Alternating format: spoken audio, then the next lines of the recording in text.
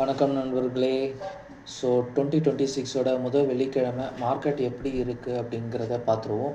Nifty 26,200 தாண்டி கலக்கிட்டு தான் இருக்குது.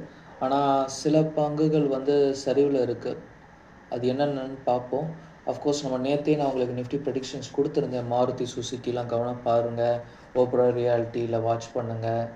அதுக்கப்புறம் வேறு ஏதோ ஒரு ஸ்டாக் கூட கொடுத்தேன், இண்டிகோ கொடுத்துருந்தேன்.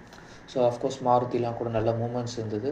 பிக் நியூஸ் என்னென்னு பார்த்தீங்கன்னா, ஆட்டோ செக்டர் முதல்ல குட் நியூஸ் டிசம்பர் மாத சேல்ஸ் டேட்டா வந்தாச்சு.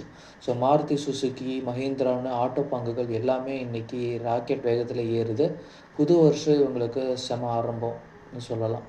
பேட் நியூஸ் என்னென்னா, எஃப்எம்சிஜி அலர்ட் கொடுத்துருக்காங்க. அதே சமயம் ஐடிசியும் அதுக்கேற்ற மாதிரி பார்த்திங்கன்னா, ஐடிசியும் இருக்கட்டும், காட்ஃப்ரே பிலிப்ஸ் பங்குகளாக இருக்கட்டும், இன்றைக்கி சரிவில் தான் இருக்குது. எஃப்எம்சிஜி செக்டாரில் ஒரு சின்ன அழுத்தம் தெரியுது.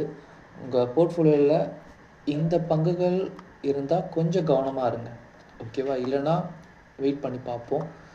ஸ்பெஷல் அப்டேட் என்னன்னு பார்த்தீங்கன்னா, தேவியானி இன்டர்நேஷ்னலும் சஃபைர் ஃபுட்டும் இணைக்க போகிறாங்க, மெர்ஜாக போகுது. இதனால் கேஎஃப்சி மற்றும் பிஎஸ்ஸா ஹட் இனி ஒரே கூடையின் கீழ் வரும், அதாவது ஒரே குரூப்புக்குள்ளே வந்துடும்.